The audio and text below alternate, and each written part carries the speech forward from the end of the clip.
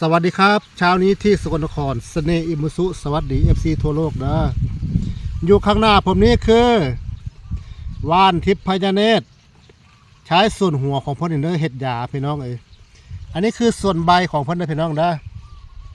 ใบของว่านทิพย์พญาเนตรคล้ายๆกับใบว่านนกคุ้มแต่มันจะยาวกว่าคล้ายๆกันกับว่านกำแพง7 ชั้นแต่มันจะยาวกว่านะว่านกำแพง7 ชั้นจะสีม่วงแต่ว่านทิพยเนตรเนี่ยสีมันจะบ่ค่อยม่วงนะพี่น้องนะอันนี้คือส่วนใบของเพิ่นอันนี้เอาออกมาจากป่านะพี่น้องนะนี่ว่านเอามาจากป่านะสรรพคุณทางยาใส่ส่วนหัวของเพิ่นนี้เอาไปล้างน้ำดีๆนะพี่น้องเด้อหรือไปเอาย่างไฟจักหน่อยก็ได้เอามาบดผสมกับน้ำนมข้นก็ได้เด้อหรือจะผสมน้ำผึ้งก็ได้เอามาหยอดดวงตาฝ้าตาฟางตาเป็นต้อกระจกพี่น้องตาฝ้าตาฟางตาต้อกระจกตาอักเสบตาแดงเอาผสมกับน้ำนมข้นหรือน้ำผึ้งแท้ได้พี่น้องเด้อเอามาหยอดดวงตาประมาณสัก1 คืน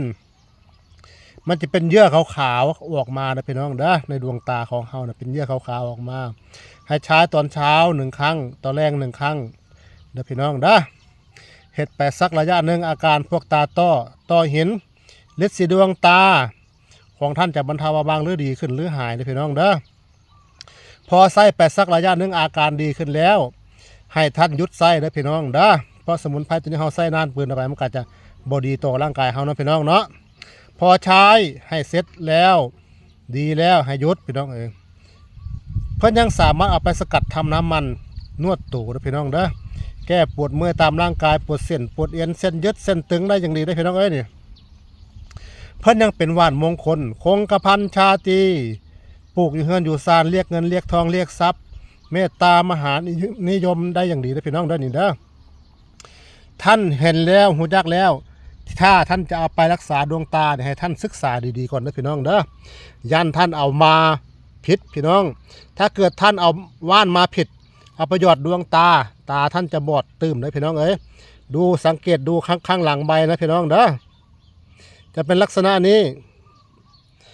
ตะออกใหม่ๆจะมีสีม่วงบ้างเด้อพี่น้องเด้อหลังใบของเพิ่นจะมีสีม่วงบ้างใบที่3ที่4ขึ้นมาแล้วจะเป็นสีเขียวก่อนกินก่อนใส่ให้ท่านศึกษาเพิ่มเติมก่อนเด้อเพราะเอาว่านมาหยอดดวงตาหรือรักษาดวงตาพิษตาท่านจะบอดได้ให้ศึกษาดีๆให้ท่องแท้ก่อนจังเห็ดเด้อพี่น้องเด้อทุกสิ่งทุกอย่างก่อนกินก่อนใส่อย่าพาเชื่อผมเด้อ